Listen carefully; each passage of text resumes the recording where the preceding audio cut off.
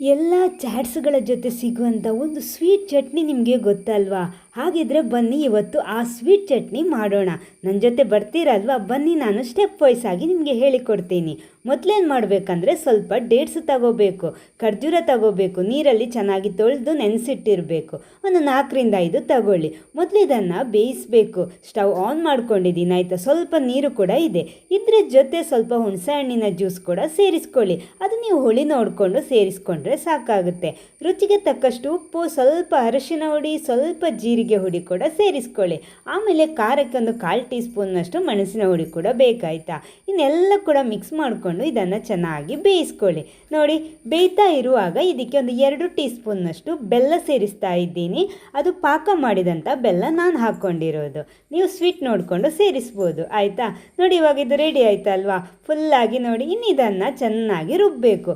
ಫೈನಾಗಿ paste ಮಾಡಿಕೊಂಡು ತರ್ತೀನಿ ನಾನು. ನೋಡಿ, ಇವಾಗ ನಮ್ಮ ಸ್ವೀಟ್ ಚಟ್ನಿ ರೆಡಿಯಾಗಿದೆ. ಇದಿವಾಗ ಈ ಥಿಕ್ನೆಸ್ಸಲ್ಲಿದೆ. ನಿಮಗೆ ನೀರಾಗಿ ಬೇಕಿದ್ರೆ ನೀರಾಗಿನೂ ಮಾಡ್ಬೋದು. ಮಸಾಲೆ ಪೂರಿ ಆಗಲಿ, ಪಾನಿಪುರಿ ಆಗಲಿ, ಅಥವಾ ಬೇರೆ ಯಾವುದೇ ಚಾಟ್ಸ್ ಜೊತೆ ಕೂಡ ಈ ಸ್ವೀಟ್ ಚಟ್ನಿನ ಉಪಯೋಗಿಸ್ಬೋದು.